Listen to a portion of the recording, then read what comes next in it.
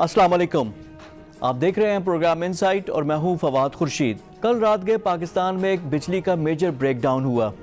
उसकी रीज़न जानने के लिए एक हाई लेवल कमेटी बना दी गई है जो जांचेगी कि क्यों हुआ। इससे कबल 2015 में भी एक मेजर पावर ब्रेकडाउन हुआ था। उस वक्त जो एक्सट्रीम कोल्ड वेदर था, फॉग थी, उसको रीज़न बताया गया। इस दफ़ा क्या हुआ कि अचानक गुड्डू पावर प्लांट से जो 10,000 मेगावाट की जो ट्रांसमिशन लाइन थी वो ट्रिप कर गई। उसके बाद ये कैस्केडिंग इफेक्ट था और एक यके बाद दीगरे पूरा मुल्क तारीकी में डूब गया। बहाली का अमल शुरू हुआ और अभी तक जारी है, लेकिन सवालात कई छोड़ चुका है। हमारे तरसील के निज़ाम पे भी मेजर सवालात आए हैं। साथ ही साथ आज वज़ीर आज़म इमरान खान का एक इंटरव्यू आया जिस पे उन्होंने यूट्यूबर से गुफ्तगू की। सोशल मीडिया के लोग हैं, उनसे बातें की और कई अहम अमूर पे उन्होंने बात की। आज के इनसाइट पे इस पर भी गुफ्तगू करेंगे। कुछ अहवाल लेंगे हम लंदन से भी। वहाँ पे जो ब्रॉडशीट कंपनी है, उनके जो ओनर हैं, उनका जो एक इंटरव्यू आया है, उसके हवाले से भी प्रोग्राम में गुजारिशात होंगी। और आखिर में इंडिया के हवाले से हम बात करेंगे। किसानों का प्रोटेस्ट है, पाकिस्तानी मीडिया पे इतना नहीं आ रहा, उसकी वजूहात भी जानेंगे और इंडिया के लिए इसकी क्या सिग्निफिकेंस है, उस पर भी बात होगी। साइट पे हमें ज्वाइन करेंगे मंसूर अली खान, सीनियर सहाफ़ी हैं, तज्ज़ियाकार हैं, एंकर पर्सन हैं, उनसे हम गुफ्तगू करेंगे। साथ ही साथ हमें ज्वाइन करेंगे लंदन से इरफान हाशमी साहब और आखिर में प्रोग्राम के कमर चीमा साहब, माहिर हैं बैनुल-अक़वामी अमूर के, उनसे हम गुफ्तगू करेंगे। लेकिन आगाज़ गुफ्तगू होगा मंसूर अली खान से। मंसूर अली खान ना सिर्फ एंकर पर्सन है, टीवी पे आप उनका प्रोग्राम देखते हैं, सीनियर सहाफ़ी हैं, तज्ज़ियाकार हैं और अब यूट्यूबर भी हैं। और लगता है अगली दफ़ा प्राइम मिनिस्टर के साथ जो मुलाकात होगी यूट्यूबर की, जिसको आपने आप विजुअल्स भी देखे, तो मंसूर भी शायद वहाँ पे मौजूद हों, अपने तमाम एंगल्स कवर कर रहे हैं। मंसूर, अस्सलाम वालेकुम and welcome to the show. जी अस्सलाम वालेकुम फवाद सर, बहुत शुक्रिया, थैंक यू फॉर इनवाइटिंग मी।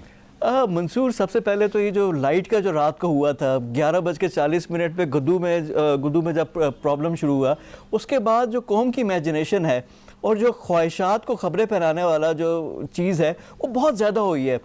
तो ये कौम का ये आपको क्या शो करता है? फ्रस्ट्रेशन शो करती है, लेवल शो करता है? ये हुआ कैसे? 2015 में भी था, सब कुछ था। और तो क्या जिस तरह कौम तारीकी में है तो कल लिटरली तारीकी में चली गई।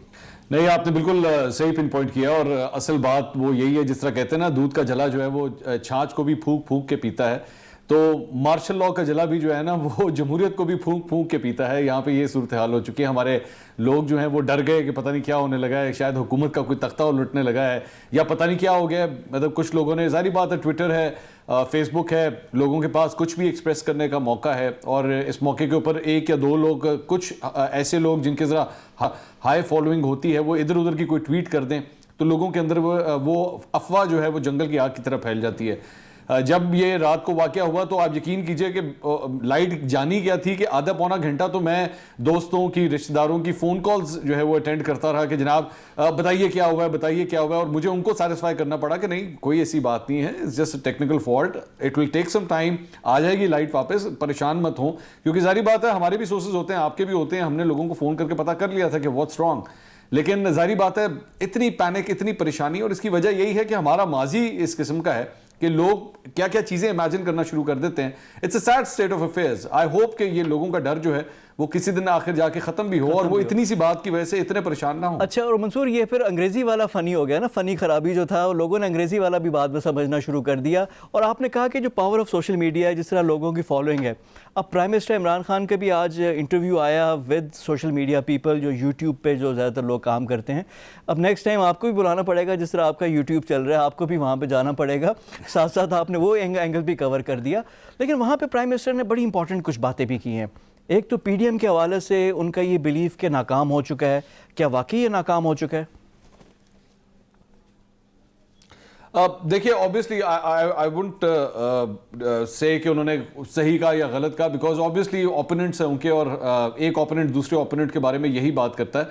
लेकिन एक जुमला था पीडीएम के हवाले से, मैं उसके ऊपर आई वाज शॉक्ड। मैंने जब वो जुमला सुना, अगर आपको दोबारा इंटरव्यू सुनने का मौका मिले तो उस जुमले को ज़रूर ढूंढिएगा। उसमें उनसे ये सवाल किया गया था कि जनाब, ये जो पीडीएम की जमातें हैं और ये जो रहनुमा हैं, ये फौज के खिलाफ जो है वो इस किस्म की बातें करते हैं। और इससे पहले जो है तारिक मतीन साहब ने गालिबन ये सवाल किया था, तो उन्होंने कहा था कि जनाब, इससे पहले अल्ताफ हुसैन साहब ने जब ये सारी बातें कही थी तो उनके अगेंस्ट तो बड़ा सवेरे एक्शन हुआ था, इन लोगों के खिलाफ एक्शन क्यों नहीं होता? तो पहले तो उन्होंने उनको बुरा भला कहा और वो करते करते करते करते एक उन्होंने एक लाइन बोल दी उसके अंदर, उन्होंने कहा इन सारों की ट्रीटमेंट होने वाली है। I was shock to hear that. मतलब इन सारों की ट्रीटमेंट होने वाली है, इसका मतलब मैं नहीं समझा कि मुल्क का वजीर आजम जो है वो इन रहनुमाओं के हवाले से ये प्रेडिक्शन किस तरह कर रहा है। क्योंकि जाहिर बात है, एक जगह हमें ये नैरेटिव दिया जाता है कि इनका जो एहतसाब का प्रोसेस है, अकाउंटेबिलिटी का प्रोसेस है, उसका हमारे साथ कोई ताल्लुक नहीं है, इदारे जो हैं वो आज़ाद हैं, वो जो कुछ भी कर रहे हैं वो खुद करेंगे। तो प्राइम मिनिस्टर ये बात क्यों कह रहे हैं कि इन सबकी ट्रीटमेंट होने वाली है? मंसूर, ये मैंने भी सुना और ये वाज दैट अ प्रेडिक्शन? जी, और आने वाले दिनों का एक गमाज़ भी है, लेकिन इसमें शेख रशीद का बयान बड़ा इंपॉर्टेंट है। जब ये बात आई थी, ये मैंने भी नोट की थी, और मेरे जो हमारे रिपोर्टर भी हैं अदील वड़ाइद साहब, वो भी वहाँ पे थे। अदील वड़ाइद ने सबसे पहले मुझे बात बताई, ये 2 दिन पहले मुलाकात थी। तो ट्रीटमेंट के बाद जब शेख रशीद का बयान आया मुफ्ती कफ़ायत के हवाले से भी कि जी 72 घंटों के अंदर अंदर हम करेंगे, मौलाना फजलुर रहमान ने भी उसका जवाब दिया कि आप फौज के खिलाफ की बात करेगा तो 3 दिन यानी 72 घंटे के अंदर अंदर कार्रवाई होगी और उसको किया जाएगा। और मुफ्ती कफ़ायत का भी जिक्र इसी पैराए में उन्होंने किया। अच्छा, इसके साथ साथ उन्होंने ये भी कहा कि जो अब काम नहीं करेगा वो चला जाएगा, CCPO वाले इशू पे। तो अगर जो काम ना करे चला जाए तो इस पर तो फिर काफ़ी लोग फारिग हो जाएंगे, सिर्फ एक उमर शेख तो नहीं होंगे। नहीं, उसमें ज़ाहिर बात है आप अपने आप को तो फारिग नहीं कर सकते हैं। और मेरे ख्याल में वज़ीर आज़म के जब वो ये बात कर रहे थे तो उस पैराए में वो या उनकी काबीना के मिनिस्टर्स शायद शामिल नहीं थे इस बात के अंदर। लेकिन देखिए, 2.5 साल के बाद आज सूरत हाल ये है कि ब्यूरोक्रेसी के हवाले से वज़ीर आज़म ये कहते हैं कि जनाब जो काम नहीं करेगा वो चला जाएगा, लेकिन इस बात के ऊपर नहीं सोचते कि जिसने लगाया है वो क्यों नहीं जाएगा। जो ये अपॉइंटमेंट्स कर देता है, जो जाती पसंद या नापसंद के ऊपर या किसी की सिफारिश के ऊपर या किसी के कहने के ऊपर किसी को लगा देता है, and one fine morning after 2 months 3 months या 6 महीने के बाद पता लगता है कि नो नहीं, ये तो काम नहीं कर रहा है, इसको फारिग करो। तो आखिर लगाने वाले के ऊपर किसी किस्म का कोई सवाल नहीं किया जाएगा, उसकी अकाउंटेबिलिटी नहीं होगी कि जनाब ये हो क्या रहा है। आप मुझे बताइए कि एक अफसर को अगर आप लगाते हैं, चले आप एंकर हैं, मैं आपकी एक बात ले लेता हूं, अगर आप एक अपना टॉक शो शुरू करते हैं, मैं जाहिर बात है मैं भी करता हूं, आपको 2-3 महीने जब आप स्टार्ट करते हैं किसी एक चैनल के अंदर, 2-3 महीने तो आप सिर्फ उसके जो निटी-ग्रिटीज हैं आप वो ठीक कर रहे होते हैं। 2-3 महीने के बाद जाके वो कोई सीधा चलना शुरू होता है, आपके प्रोडक्शन के मामला सारे ठीक होते हैं। तो एक अफसर जो जाके एक सीट के ऊपर बैठेगा, उसको कम से कम इतनी देर तो सिर्फ लगती है समझने में, फाइलों को समझने में, इश्यूज को समझने में, इनको मैंने टैकल किस तरह करना है। और पता लगता है 2 या 3 महीने के बाद ही जनाब ऊपर से ऑर्डर आ गया कि जनाब आपकी ट्रांसफर हो गई, आप फारिग हो गए, आप किसी काम के नहीं है। सो आई थिंक हमें जरा वजीर आजम को यह भी याद दिलाने की जरूरत है कि जरा सेल्फ अकाउंटेबिलिटी भी कीजिए, अपनी भी, अपने वजीर आला पंजाब की भी, अपने वजीर आला KP की भी, कि वो काबिल अफसरों को लगा भी रहे हैं या नहीं लगा रहे, या सिर्फ इस चेंजिंग के अंदर ही, इस प्रोसेस के अंदर ही 2.5 साल हो गए और हम उस चेंजिंग के प्रोसेस से निकल ही नहीं रहे अभी तक। अच्छा, हाँ, और मंसूर, इसमें उस्मान बुज़दार के हवाले से जो वज़ीर आला पंजाब हैं, उनके तो कई कंपेटिटर अब आगे होंगे, क्योंकि कल जब लाइट गई तो काफ़ी लोग थे जो कि महसूस किया, जो प्राइम मिनिस्टर ने बात की थी कि जो उस्मान बुज़दार के घर में लाइट नहीं, इनको पता है, इनको एहसास है। तो कल काफ़ी लोगों को एहसास हुआ होगा कि लाइट ना होने से क्या तकलीफ़ होती है और लोगों को क्या होता है। तो दर्द दिल भी अब वाले काफ़ी अब आ गए हैं। अब प्राइम मिनिस्टर की जो मुलाकात के हवाले से बात कर लेता हूँ, इकॉनमी के हवाले से ही इज़ वेरी कॉन्फिडेंट। वो कह रहे हैं कि जी अगले 2.5 साल में बेहतरी हो जाएगी। इसकी कितनी उम्मीद है?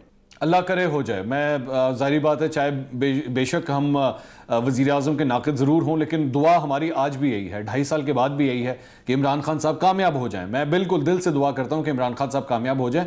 इसकी वजह यह है कि मुल्क के वज़ीर आज़म हैं। हम लोग जब उनकी कामयाबी की दुआ करते हैं तो हम पाकिस्तान तहरीक-ए-इंसाफ के चेयरमैन की कामयाबी की दुआ नहीं कर रहे, हम मुल्क के वज़ीर आज़म की कामयाबी की दुआ कर रहे हैं। अगर मुल्क का वज़ीर आज़म कामयाब होगा तो मुल्क कामयाब होगा। 2.5 साल के बाद भी अगर उनके ऊपर हम तनकीद भी करते हैं कि जनाब आप बेशक पहले यूटर्न्स लेते थे, आपके वादे पूरे नहीं होते, आज भी आपकी पॉलिसीज के हवाले से आपको समझ नहीं आ रही कि मुल्क की डायरेक्शन किस तरफ लेके जानी है, तो वो बेसिकली एक तामीराती तनकीद है। लेकिन दुआ यही है कि अल्लाह करे ये बेशक हर इम्तिहान में फेल होते जा रहे हैं, लेकिन अगले इम्तिहान में जरूर पास हो जाएं, अगले टेस्ट में जरूर पास हो जाएं। उम्मीदें तब भी बरकरार हैं, लेकिन जाहिर बात है हमारी उम्मीदें बेशक बरकरार हैं, मीडिया के अंदर और लोगों की उम्मीदें जरूर बरकरार हैं, लेकिन एक आम आदमी जो सड़क के ऊपर खड़ा हुआ है, जो अपने बच्चों की रोजी रोटी कमाने के लिए निकलता है घर से, उसकी उम्मीद किस हद तक, कितनी देर तक जो है वो बरकरार रहेगी, ये कहना बड़ा मुश्किल काम है। और मेरे ख्याल में जब भी अगले जनरल इलेक्शंस होंगे तो पता लग जाएगा कि इनकी रोजी पिक्चर जो है वो कामयाब होती है उनको वोट दिलाने में, या जो परफॉर्मेंस है वो कामयाब होती है या वो नाकाम करती है। अच्छा मंसूर, जनरल इलेक्शन तो बहुत आगे हैं, लेकिन अभी बाई इलेक्शन अब आ रहे हैं। 18 जनवरी से स्टार्ट हो रहे हैं। सिंध में उमरकोट में एक हल्का है जिसमें GDA वर्सेस पाकिस्तान पीपल्स पार्टी भी है, और फिर ये 9 सीटें हैं कौमी और सूबाई मिलाकर। इनमें से जो अपोजिशन की हिकमत अमली थी कि इलेक्शन में हिस्सा ना लेने वाली, वो कितनी दुरुस्त थी, क्योंकि 9 सीटें में से देख लें 8 तो अपोजिशन की थी, पीडीएम की सीटें थी, तो ये तो फ्री हैंड दे रहे थे। और ये इलेक्शन में अगर पीडीएम अपनी सीटें वापस लेकर आता है, नैरेटिव है, बयानिया है, जाहिर बात है लोग वोट कास्ट करेंगे, तो ये तो एक अच्छी चीज़ आ जाएगी, एक तरह से पहले ही टेस्ट हो जाएगा लिटमस कि अवाम की नब्ज़ किधर है। नहीं, मेरे ख्याल में आई एग्री विद यू। और ऑब्वियसली अगर ये उसका जो रिजल्ट आता है, ऑपोजिशन अगर ऑपोजिशन के फेवर में आता है, तो वो पीडीएम के तमाम जमातें जो हैं वो ये कहने के ऊपर जो है आ जाएंगी कि जनाब देखें, हम तो कह रहे थे कि हमारी तहरीक में जान है और हमें बिला वजह अंडर एस्टिमेट करने की कोशिश की जा रही है। लेकिन हम भी जानते हैं कि इलेक्शंस के अंदर जो है वो सिर्फ ये फैक्टर्स नहीं होते। अब जिस तरह 2 सीटें कम से कम पंजाब के अंदर जो हैं, जो मैं ये जानता हूं एक सियालकोट की सीट है, वो उसमें ऑलरेडी वो मुस्लिम लीग नून की वो सीटें थी, और जो लेटेस्ट सर्वेज आ रहे हैं वो वहां पे भी मुस्लिम लीग नून को ही बरतरी नजर आ रही है कि वो ही लेके जाएगी। तो सिर्फ ये कह देना कि जनाब इसकी वजह से हुकूमत जो है वो पिट गई है या हुकूमत को वोट नहीं पड़े, हाँ अगर तो ये हुआ कि 2018 के इलेक्शंस में जितने उन्होंने वोट लिए थे, अगर ये उतने वोट लेने में भी कामयाब ना हुए, तो फिर तो हुकूमत के ऊपर वाकई तनकीद की जा सकेगी कि जनाब आप तो वो जो पिछला आपका वोट बैंक था आप उसको भी कैरी नहीं कर सके। लेकिन सिर्फ ये कह देना कि जनाब इसकी वजह से हम ये अज्यूम कर लें कि हुकूमत फेल हो गई है, मेरे ख्याल में दैट विल बी फार-फेच्ड। और यहां पे ऑपोजिशन को भी जरा थोड़ी सी तनकीद का निशाना बनाना चाहिए कि आखिर ये कितना बड़ा यू टर्न लेने लगे हैं। ये एक जगह कहते थे कि जनाब हम ज़िमनी इंतखाबात का हिस्सा नहीं बनेंगे, वो इलेक्शंस हम लड़ेंगे नहीं, और इसके बाद अब जब लड़ने के लिए जा रहे हैं तो इमरान खान साहब के ऊपर जब यू टर्न लेने के ऊपर तनकीद होती है, तो मेरे ख्याल में ऑपोजिशन की जमातों के ऊपर भी ये तनकीद होनी चाहिए कि जनाब क्या आप लोग यू टर्न नहीं ले रहे अब? जी बिल्कुल, लेकिन ये यू टर्न उस पर था, सेनेट का इलेक्शन भी था कि उससे पहले मुस्ताफ़ी हो जाएंगे, वो भी वापस अब सेनेट पे भी ये लोग जा रहे हैं, कर रहे हैं। अब यहाँ पे दो एक तरह से एक राय, एक हार्ड लाइन है और एक ये है कि बीच में से कोई रास्ता और इंटेलिजेंटली करें। अब हार्ड लाइन लेने वालों में मौलाना फजल रहमान तो है ही हैं, मरियम नवाज़ का भी बड़ा किरदार आ रहा है। अब मरियम नवाज़ को थोड़ा सा मैं उस पर डिस्कस भी करना चाह रहा हूँ आपसे। आपने भी काफ़ी मुलाकातें भी होंगी, अपने मिले भी हैं, देखा भी, एनालाइज भी किया होगा। ये राइज़ ऑफ मरियम के बारे में मैं आपसे बात करना चाह रहा हूँ कि 2013 में मरियम इतनी फोर फ्रंट पे नहीं थी। जब ये वज़ीर आज़म बने नवाज शरीफ साहब, फिर वहाँ पे देखा यूथ वाले लोन्स वाली चीज़ थी, वहाँ पे आए, फिर कोर्ट बीच में आया, फिर 2015 के बाद मरियम सेंटर स्टेज पे आ गई हैं। अब शेख रशीद का बयान मैं इसी तनाजुर में ले रहा हूँ, वो कह रहे हैं कि मुस्लिम लीग नवाज़ को इस हाल पे पहुँचाने वाली मरियम है, और जो उनके स्टॉन्स फॉलोअर्स हैं, सपोर्टर्स हैं, वो कह रहे हैं कि रिवाइवल ही हमारा मरियम है। इस सब को आप कैसे देखते हैं? देखिए, आई एग्री कि Maryam is the face of Muslim League Noon right now, और मरियम नवाज़ ही एक पार्टी के अंदर क्राउड पुलर इस वक्त समझी जाती हैं। लेकिन मैं इस बात से थोड़ा सा डिसएग्री करूंगा कि ये कह दिया जाए कि जनाब मरियम ही जो है वो रिवाइवल का फेस होंगी। मेरे ख्याल में अभी बहुत जल्दी है इस बात के लिए कि क्योंकि किसी भी पॉलिटिशियन के लिए सिर्फ एक कुर्सी, अपनी पार्टी की कुर्सी पे आके बैठ जाना काफ़ी नहीं होता। अल्टीमेटली उसका गोल ये होता है कि वो प्राइम मिनिस्टर की सीट पे आ सके, वो सीएम की सीट के ऊपर आ सके, वो अपनी पार्टी को हुकूमत के अंदर ला सके। अगर आपकी पार्टी हुकूमत के अंदर नहीं आ पाती तो फिर मेरे ख्याल में उसको आप सक्सेस किस तरह कहेंगे? आप ये तो कह सकते हैं कि हाँ जी ठीक है, वो जलसे करवा सकते हैं, वो लोगों को पंडाल के अंदर लाने में कामयाब हो जाती हैं, लेकिन दैट इज नॉट ऑल। आपने उन सपोर्टरों को वोटरों में तब्दील करना है। तो मेरे ख्याल में जब मरियम नवाज के लिए अगला इलेक्शन जब भी कभी आएगा, चाहे 2023 हो या उससे पहले हो या जब भी हो, मेरे ख्याल में तब जाके ये पैमाना जो है वो हम चेक कर सकेंगे कि क्या मरियम नवाज वाकई एक सक्सेसफुल पॉलिटिशियन के तौर पे सामने आई हैं या नहीं। राइट नाउ हाँ, पार्टी के लिए वाकई एक बड़ा फेस है, एक बड़ा नाम है। वो अपने वोटरों को, वो उनके वोटर जो काफ़ी दिल बर्दाश्ता हो चुके थे, उनके अंदर जो है एक नई उन्होंने जान ज़रूर फूंकी है।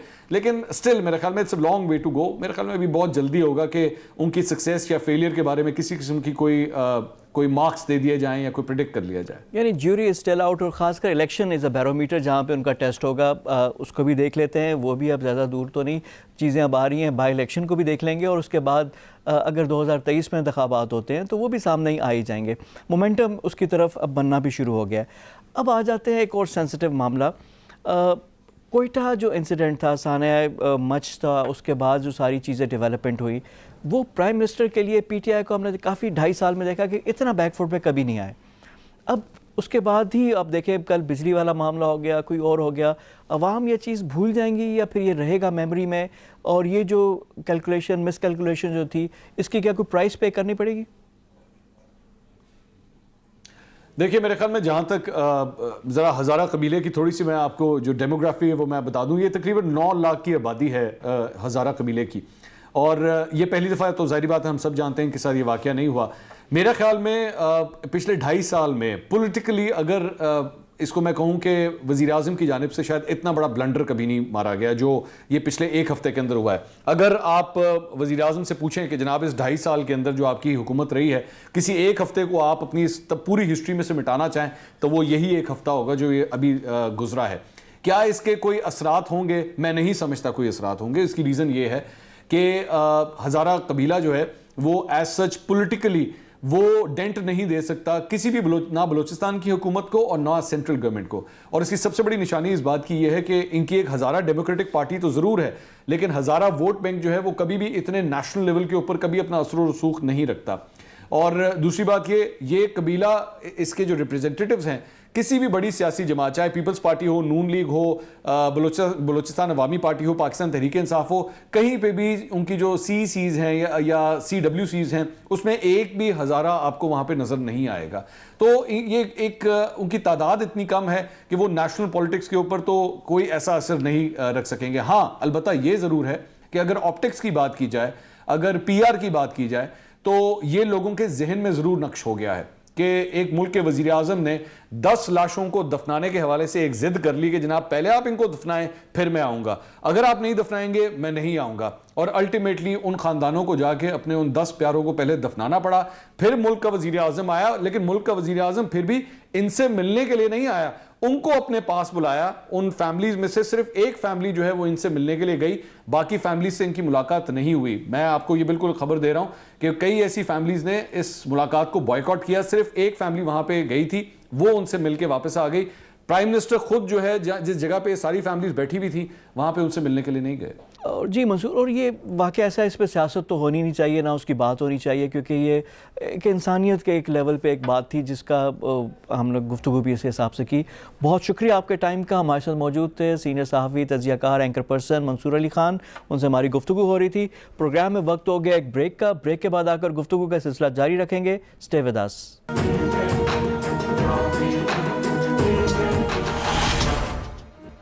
ब्रेक के बाद प्रोग्राम में दोबारा खुश आमदीद। अब हम रुख करेंगे एक और इम्पॉर्टेंट स्टोरी की तरफ, और वो है ब्रॉडशीट के CEO के इंटरव्यू से मुतालिक। थोड़ा सा पस मंज़र मैं बयान करूँ कि ब्रॉडशीट कंपनी थी, जनरल परवेज़ मुशर्रफ ने 2000 में इनसे मुआहदा किया। उस मुआहदे के तहत इन्होंने एसेट्स ढूंढने थे जो पाकिस्तान से 200 के करीब लोगों की लिस्ट थी, जिसमें नवाज शरीफ ख़ानदान, जरदारी ख़ानदान, बेनज़ीर भुट्टो साहिबा भी थी। उनके जो छुपे हुए एसेट्स थे जो बैरून मुल्क थे, उसके बारे में इस कंपनी ने सुराग लगाना था। अब ये काम हुआ, उसके बाद बीच में हुकूमतें भी चेंज हुई, सब कुछ हुआ। फिर पाकिस्तान में नैब और इस कंपनी के दरमियान मुकदमेबाजी हुई, मसालियाती अदालत पे भी मामला गया और हमारे ख़िलाफ़ फ़ैसला आ गया। दिसंबर में बरतानवी अदालत ने पाकिस्तान को कहा कि तकरीबन $3 करोड़ हमने इस कंपनी को पे करने हैं, यानी $30 मिलियन का है। 28.7 की पहले बात हुई थी, फिर बाकी एक्सेस चार्जेस भी लगाकर ये तकरीबन $30 मिलियन का हो गया। अब उस कंपनी के CEO हैं, ईरानी निजाद हैं, इनका नाम है कावे मौसवी। अब कावे मौसवी साहब से लंदन में एक इंटरव्यू किया है इरफान हाशमी साहब ने। इरफान हाशमी साहब यूट्यूब पे आप उनके क्लिप्स भी देखते होंगे, उनका चैनल भी है वहाँ पे। अब इस इंटरव्यू में कई अहम इंकशाफात हुए हैं। एक तो ये था कि जब ये फ़ैसला आया तो नवाज़ शरीफ ने कहा था, और मरीम नवाज़ ने एक ट्वीट भी की थी कि ये हमारी फ़तह है, कौम के पैसे ज़ाया किए गए, नवाज़ शरीफ का ये कहना था। मौसवी साहब ने इसकी तरदीद की है। उन्होंने कहा कि नवाज़ शरीफ सरासर झूठ बोल रहे हैं। दूसरा, उन्होंने एक ये भी बताया कि नवाज़ शरीफ फैमिली का एक बंदा आया और उन्होंने पैसे ऑफ़र किए कि आप हमारे ख़िलाफ़ तहकीकात ना करें, ड्रॉप कर दें। और उसका उन्होंने कहा कि मेरे पास सबूत भी है, और मेरा जवाब था कि we do not deal with crooks, यानी इतना उन्होंने सख्त उसका जवाब दिया। तीसरा, उनका ये कहना है कि अभी प्राइम मिनिस्टर इमरान खान जो उनकी ऑक्सफोर्ड यूनिवर्सिटी में भी उनके साथ रह चुके हैं, अगर वो उनको कहें तो वो फिर दोबारा पे एवनफील्ड की भी तहकीकात कर सकते हैं और शेयर करेंगे। अब ये चीधा चीधा नुकात हैं, ज़रा आपको सुनाते हैं कि उन्होंने क्या कहा। इसके बाद उन्होंने बात की इमरान खान की, उम्मीद की किरण भी है। उन्होंने कहा कि मेरे ऑक्सफोर्ड यूनिवर्सिटी के दोस्त इमरान खान कहेंगे तो मैं दोबारा तहकीकात करूँगा। ये भी ज़रा इंपॉर्टेंट बात है, ज़रा सुने। अच्छा, अब आखिर में एक जो सबसे संगीन इल्ज़ाम है वो है कि मुझे रब्ता किया गया और मुझे पैसों की भी ऑफ़र की गई। ये भी ज़रा बात सुने। इतनी स्ट्रॉन्ग स्टेटमेंट के क्रुक्स का जिक्र उन्होंने किया, और ये बात थी कावे मौसवी की जो CEO हैं ब्रॉडशीट के। मज़ीद वक्त ज़ाया किए बगैर जो इंटरव्यू किया है इरफान हाशमी ने, उनसे हम गुफ्तगू करते हैं। इरफान, अस्सलाम वालेकुम and welcome to the show. अस्सलाम वालेकुम जी। इरफान साहब, आपका जो इंटरव्यू है आज तो मौजूद बहस बना हुआ है पूरे पाकिस्तान में। जो कावे मौसवी हैं, एक तो हमसे केस भी इन्होंने जीता हुआ है, फिर आकर हमसे हमदर्दी भी कर रहे हैं। तो ये क्या इंकशाफात, 3 तो हमने बता दिए हैं, क्या मजीद भी कुछ इन स्टोर है आपके पास इंकशाफात, और वो हैं क्या?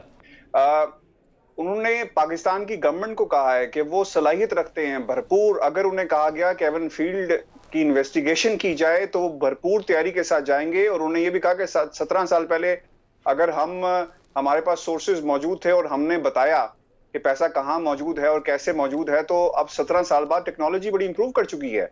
तो अब हमारे पास एबिलिटी भी है, कैपेसिटी भी है, और जिस तरह उन्होंने जूरिस्प्रूडेंस की बात की, फिर लीगल फ्रेमवर्क की बात की, और बहुत सारी चीजों का जिक्र किया। उन्होंने कहा कि we are in a better position. और मैं आपको ये बात बताऊं कि आज का इंटरव्यू जो अब से कुछ ही देर बाद हम अपलोड करेंगे, उन्होंने एक अकाउंट का जिक्र किया है जिसमें बिलियंस ऑफ डॉलर्स मौजूद थे।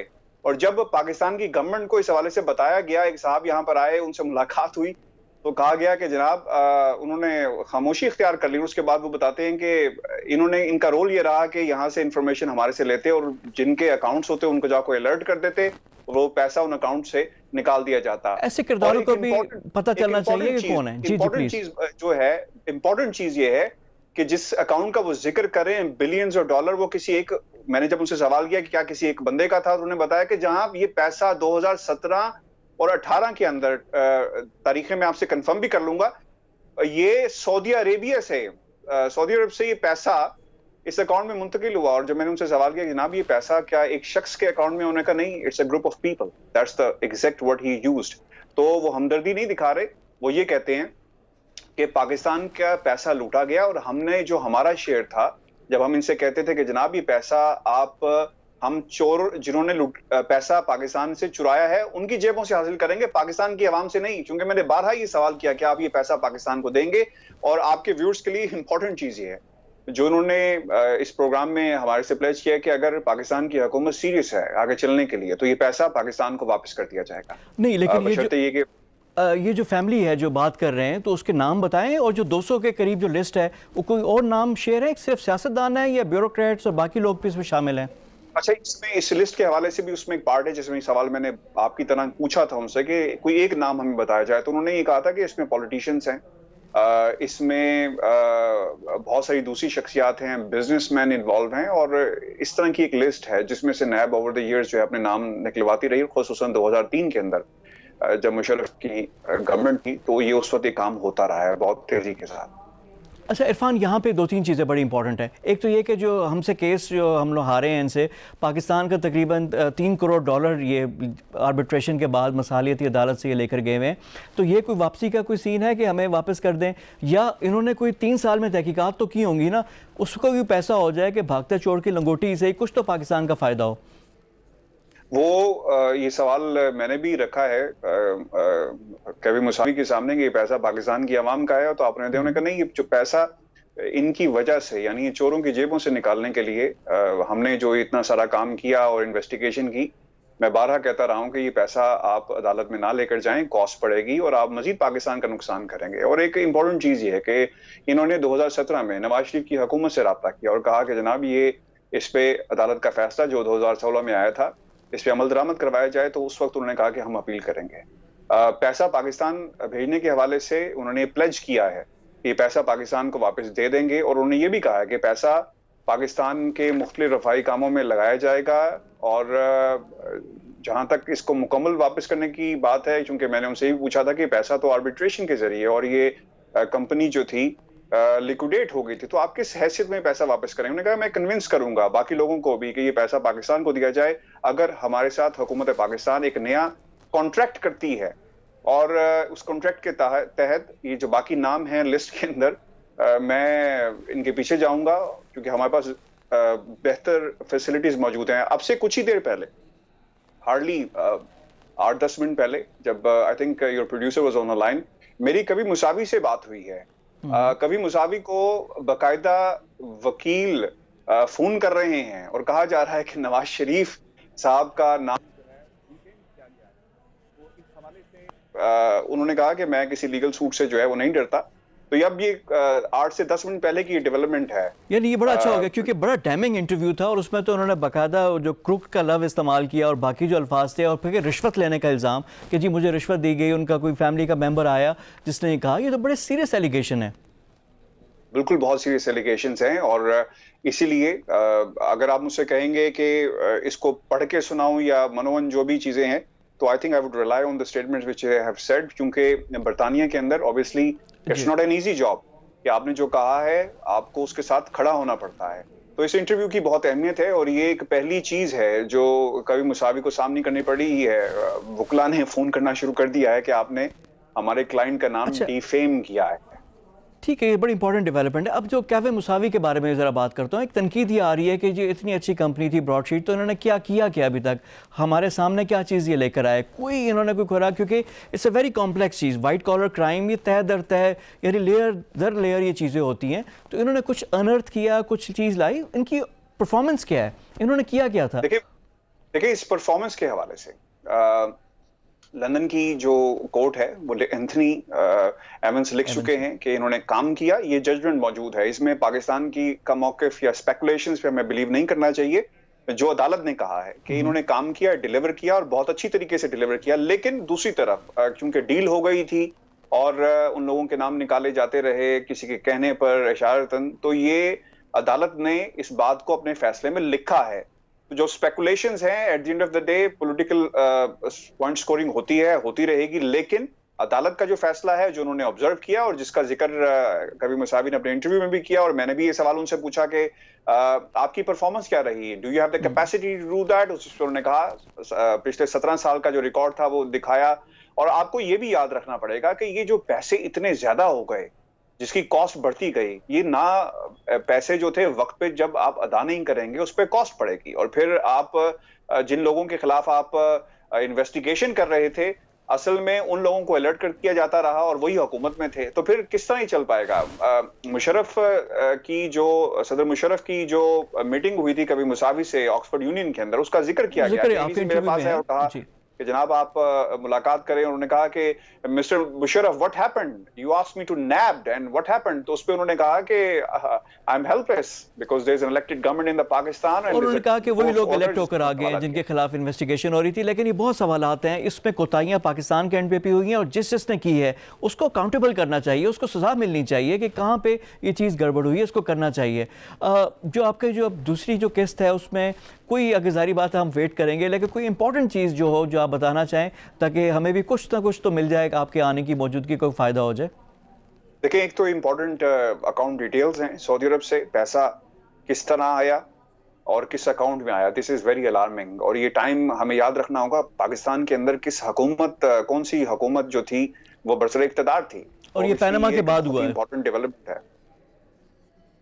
और फिर दूसरी बात उन्होंने शहजाद अकबर के हवाले से भी कुछ चीजें कही हैं, वो भी बहुत इंपॉर्टेंट हैं। उनकी शहजाद अकबर साहब की भी मुलाकात हुई इनसे और उनके हक पे या उनके खिलाफ बात की है? जी, उनके हक में बात की है, उनके खिलाफ बात की है? नहीं, जो उनकी परफॉर्मेंस रही है और इमरान खान के हवाले से भी उन्होंने बहुत सारी बातें कही हैं। I think we should wait for another few hours and it'll be out and then you have a better picture. But मैं आपको ये बात बता दूं कि ये जो बयानिया था, जिस तरह जो सबसे इम्पोर्टेंट बात है जिसका हम जिक्र नहीं अब तक कर सके, जिस तरह नवाज शरीफ साहब ने हसन नवाज के दफ्तर के बाहर आके कहा कि हम आज बरी हो गए, इसका उन्होंने कहा, इसके जवाब में उन्होंने कहा था कि ये बिल्कुल सच नहीं है। अगर क्योंकि जो मालियत थी, जो एवन फील्ड की मालियत है और जितने पैसे इनके बने हुए हैं, अगर इनको मौका मिलता या उसकी मालियत इतनी होती तो ये एवन फील्ड के हवाले से भी, इन अपार्टमेंट्स के हवाले से भी इरफान, ये बिल्कुल शुरू में हमने चलाया भी था जब उसका तर्जुमे के साथ भी जो आपके इंटरव्यू में था। बहुत शुक्रिया आपके हमारे साथ लंदन से मौजूद थे इरफान हाशमी साहब, उनसे हमारी गुफ्तगू हो रही थी और इस तरह के इंकशाफात करते रहे तो हम उनको मजीद प्रोग्राम में बुलाते भी रहेंगे। Thank you very much for your time. Program में वक्त हो गया एक ब्रेक का, ब्रेक के बाद आकर गुफ्तगू का सिलसिला जारी रखेंगे। Stay with us.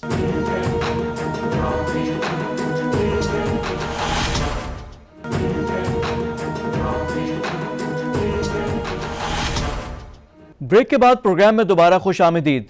अब हम कुछ बात करते हैं इंडिया की। इंडिया में जो किसानों को प्रोटेस्ट हो रहा है और 2 महीने से हो रहा है, उनका जो दारुल हुकूमत है दिल्ली, वहाँ पे जिस तरह के सीन नज़र आ रहे हैं, कभी ट्रैक्टर्स आ रहे हैं, कभी घेराव हो रहा है, एंट्री पॉइंट्स चौक हो रहे हैं। ये चीज़ पाकिस्तानी मीडिया में इतनी ज़्यादा नहीं आ रही, इस पर भी बात करेंगे। साथ ही साथ जो इंटरनेशनल आप देखें, यूके के प्राइम मिनिस्टर बोरिस जॉनसन को भी, क्योंकि एक बड़ी जो सिख कम्युनिटी है बरतानिया में मुकीम है, वहाँ पे 100 MPs की तरफ से ख़त गया है फार्मर्स के लिए। कनाडा ने भी सपोर्ट किया हुआ है। और ये इंडिया में ज़्यादातर इसको जो है फोकस, ये हमारे बॉर्डर के नेक्स्ट यानी इंडियन पंजाब में, हरियाणा और उत्तर प्रदेश, उधर के फार्मर ज़्यादा प्रोटेस्ट कर रहे हैं। अब इस पे भी बात करेंगे कि ये सिर्फ यहाँ पे क्यों है, और यहाँ पे मेजॉरिटी जो है किसानों की वो सिख हैं। अब ये क्या मोदी सरकार सिखों के भी दर पे हुए हो गई है? पाकिस्तान के लिए इसके क्या असरात होंगे, क्या इम्पैक्ट होगा, उस पर भी हम गुफ्तगू करेंगे। इन तमाम इशूज़ पे गुफ्तगू करने के लिए हमें ज्वाइन कर रहे हैं कमर चीमा साहब, माहिर बैन अक़वामी अमूर हैं, तज्ज़ियाकार हैं, और इंडियन मीडिया पे आप इनको अक्सर देखते रहते हैं, वहाँ पे भी पाकिस्तान का मौक़िफ़ दो टोक तरह से पेश करते हैं। कमर साहब, अस्सलाम वालेकुम and welcome to the show. जी वालेकुम सलाम फवाद साहब, बहुत मेहरबानी। ये भारत की जो मोदी सरकार है जब से आई है, तो इंडिया को एक पे दर पे डिफरेंट चीज़ों में झोंक रही है। ताकत का भी नशा है। पहले जो कश्मीरियों के साथ इन्होंने जुल्म और बर्बरियत की, वन साइडेड जो इन्होंने किया, आर्टिकल 370, 35A, वो तो अपनी जगह पे एक अलग एक दास्तान है। ये अब अपने किसानों के भी दर पे हो गए, और यहाँ पे भी जो मेजॉरिटी है किसानों की, सिख कम्युनिटी। अभी ये जो स्टैंड ऑफ है, इसका क्या होगा, एंड कैसे होगा इसका? जी बहुत शुक्रिया फवाद साहब। देखिए, पहली बात तो यह है कि ये समझना होगा कि 2014 में नरेंद्र मोदी साहब पावर में आए, और 2019 में जब बड़ी ताकत के साथ कोई 303 सीटें उन्होंने हासिल की, तो उनके अंदर कॉन्फिडेंस बढ़ा। तो जो बड़ी कानून साजी उन्होंने करने की कोशिश की, वो सबसे पहले तो कश्मीर के हवाले से 370 और 35A को हटाया, और जो कश्मीर का स्टेटस बदलने की कोशिश की। फिर एक नई लेजिस्लेशन लेके आए जी के जो बाहर से तमाम माइनॉरिटीज आ सकते हैं, मुसलमान भारत में नहीं आ सकते, और मुसलमानों की काउंटिंग होगी, नेशनल रजिस्ट्रार सर्टिफिकेट के हवाले से बहुत सारी बातें हुई।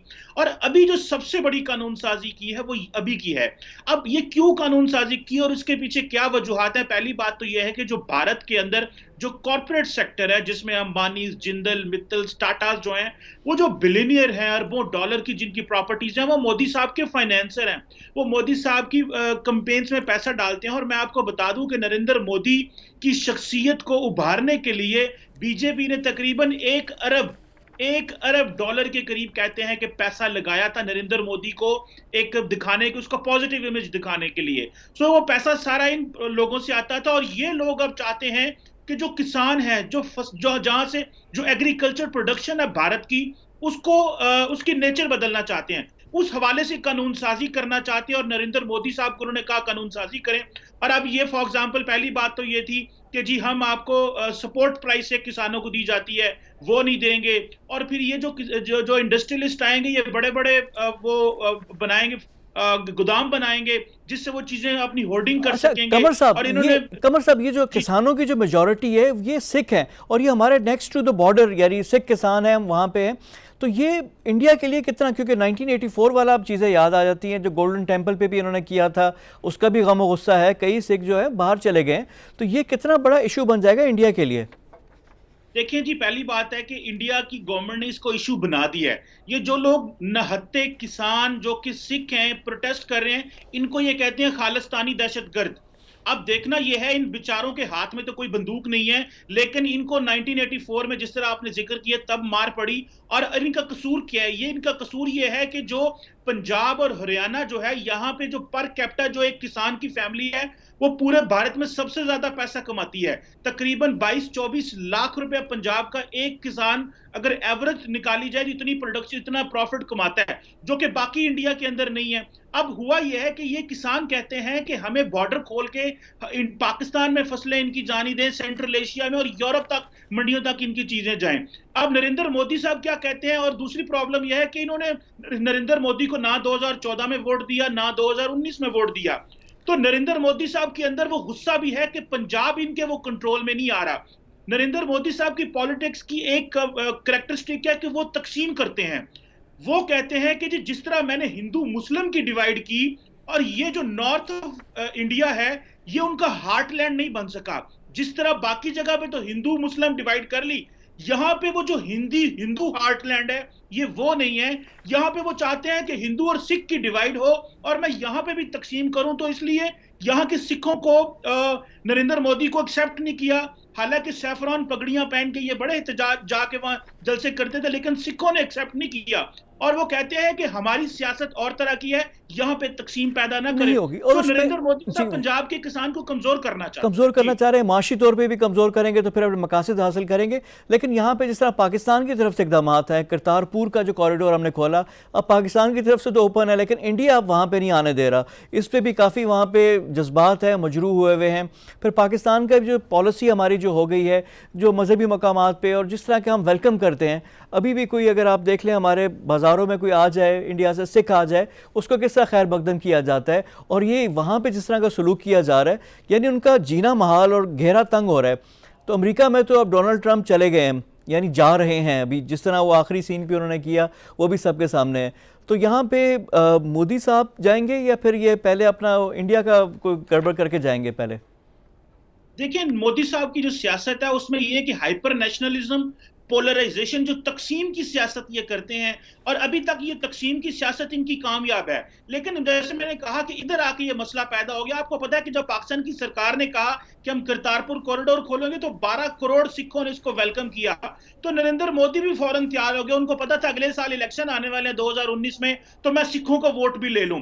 अब प्रॉब्लम यह है कि अब सिखों को आने नहीं देते और उनके लिए रुकावटें पैदा करते हैं। पूरी दुनिया से सिख जब पाकिस्तान आते हैं, वो यहाँ यूट्यूब पे वीडियो बनाते हैं, सोशल मीडिया पे लगाते हैं और पाकिस्तान की हॉस्पिटैलिटी को शेयर करते हैं। तो जो पाकिस्तान का सॉफ्ट इमेज सिखों के साथ पूरी दुनिया में जाता है, वो नरेंद्र मोदी को बुरा लगता है। अब कहते ये हैं जी कि ये जो सिख हैं, इनको इनके जो सेकंड ईयर और थर्ड ईयर लीडरशिप है बीजेपी की, इनको खालिस्तानी दहशतगर्द कहते हैं और कहते हैं जी पंजाब जाके ये वहां पे करतारपुर में ड्रग्स बेचते हैं, ड्रग्स लेके आते हैं, ये बदनाम कर रहे हैं सिखों को। बल्कि चीमा साहब ये तो कह रहे थे कि पाकिस्तान इसके पीछे, चीन और पाकिस्तान के उसके पीछे कह रहे थे शुरू में, जैसे ही किसान गए वहां पे तो कहते हैं कि पाकिस्तान और चीन इसमें शामिल है। इस तरह की बातें भी हुई थी। देखिए, मुझे इस बात की समझ नहीं आती कि नरेंद्र मोदी जी ने सियासत करनी है। 1 अरब 40 करोड़ का मुल्क है, ये 2-3 सूबे जो हैं ये नरेंद्र मोदी की सियासत को एक्सेप्ट नहीं कर रहे।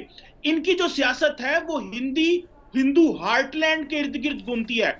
और ये जो इनकी तकलीफ है कि सिख और मुसलमान मेरे लिए प्रॉब्लम बने हुए हैं और मैं अपनी स्वीपिंग मेजॉरिटी से जो मर्जी कानून बनाऊं, मेरा ख्याल है कि यहाँ पे किसान जो है, छोटे छोटे किसान हैं जो अपनी खेती बाड़ी करते हैं और पूरी दुनिया से आवाज है। देखिए जी, स्पोर्ट्समैन खड़े हुए हैं, फिर आपके जो एक्ट्रेसेस खड़ी हुई हैं, Justin Trudeau, internationally global player जितने भी हैं, और सिख पूरी दुनिया के अंदर, Canada, America, Europe, London, Paris, दुनिया के हर शहर में सिख बाहर निकले और ये कहते हैं ये पाकिस्तान करवा रहा है। एक बेचारे सिखों को ये भी इल्जाम दिया जाता है कि ये पाकिस्तान के टाउट हैं, हालांकि वो तो अपने हक के लिए लड़ रहे हैं। पाकिस्तान ने तो उनके लिए रिलीजियस टूरिज्म प्रमोट की, हमने तो उनको हक दिया कि वो यहाँ पे आ सके। और इसके अलावा तो हम तो जो बॉर्डर्स को खोलने में काम करना चाहते हैं, सॉफ्ट बॉर्डर क्रिएट करना चाहते हैं, इकोनॉमिक एक्टिविटी हो, और सिखों की जो प्रोडक्ट है, जो पंजाब और हरियाणा की प्रोडक्ट है, वो पंजाब से होते हुए, हमारे पंजाब से होते सेंट्रल एशिया तक पहुंचे, ताकि हमें भी फायदा हो और उनको भी। वहां पे टमाटर बड़े सस्ते हैं, अगर वो दिल्ली में बेचें, अगर वही टमाटर लाहौर में बेचें तो सिख कहते हैं हमें फायदा होता है।